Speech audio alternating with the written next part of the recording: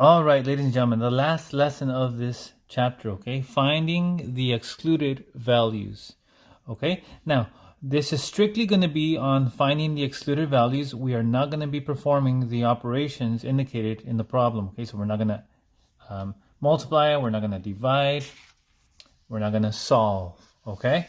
We're simply going to focus on the excluded values. And when we're talking about excluded values, we're only focusing on the denominators, okay? So notice here, we have 5x plus 40.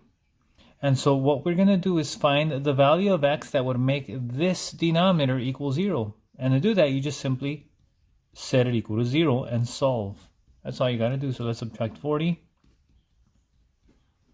We get 5x equals negative 40. Divided by 5.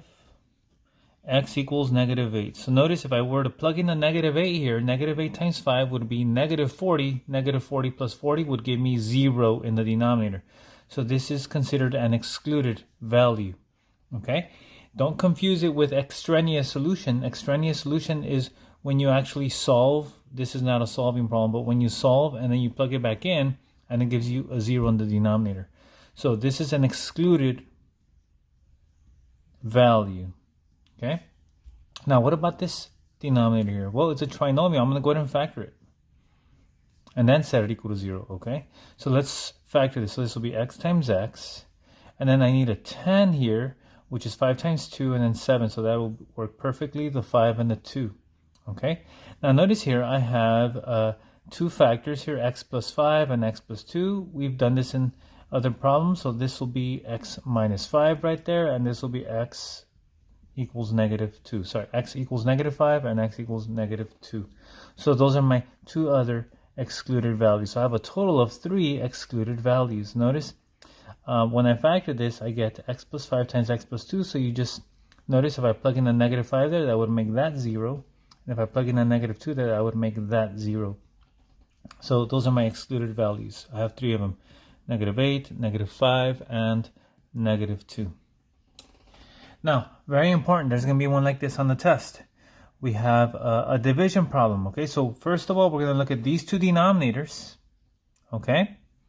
But notice here, it's a division problem, which means we would have to flip over the second fraction. So we also have to look at this one, okay? For the multiplication, we only needed to look at these two, because we're not going to flip over the second fraction because it's just multiplication. But when we're doing division, we have to look at both denominators that are in the original problem, and then after we flip it, we have to look at that denominator as well. So we're looking at three denominators here. Okay, so for 9x equals 0, just set it equal to 0 and then solve. So divided by 9, x equals, well, 0 divided by 9 is 0.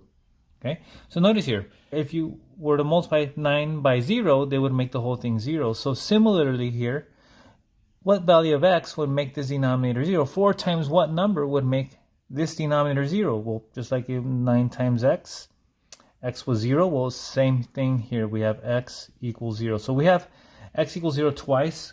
We don't need to write it twice, but just know that this 4x has the same solution. Sorry, has the same excluded value as that denominator. Okay, now let's look at this one here, x squared plus 7x minus 8. Let's factor that like we did in the one above. So that's x times x, and we're going to set this equal to 0, of course. And so we need a negative 8 when we multiply, and then a 7 when we add. So that's going to be 8 times 1, that'll give me 8, but I need a positive 7, so I'll make the 1 negative there. So this will be plus 8 and minus 1. So my two solutions here are x equals negative 8 and x equals positive 1.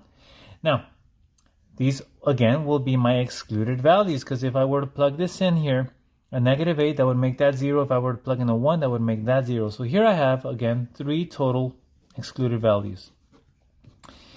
This one repeats, so you only need to write it once. So it's basically 0, negative 8, and positive 1 are my excluded values. Okay. Now these will go by a little quicker here. Notice here we have in the denominators here, only those two there.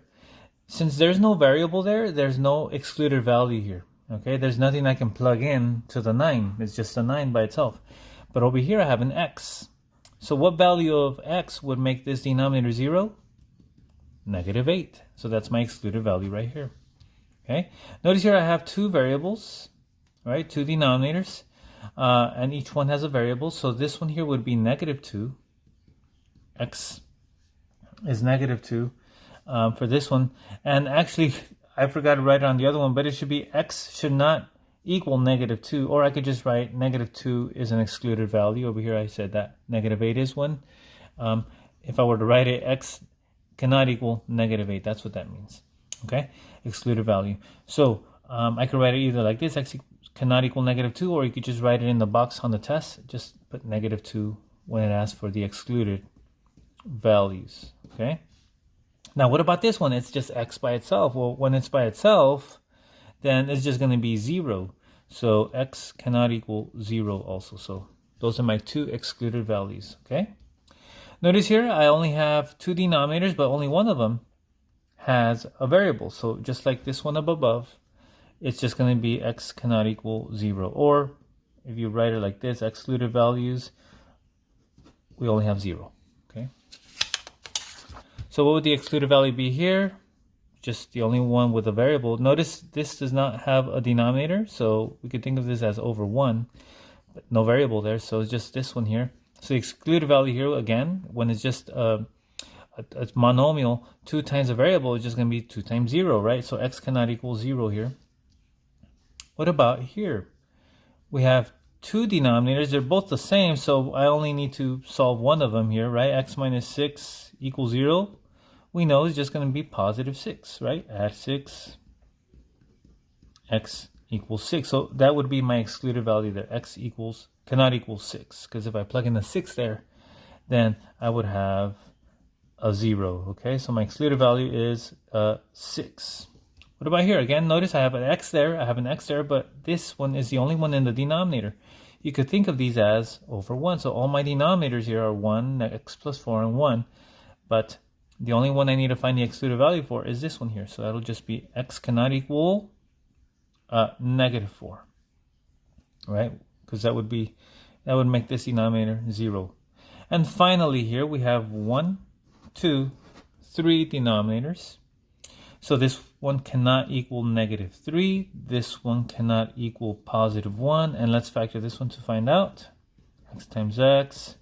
We're going to set it equal to 0, of course. And then we get a negative 3 that we need.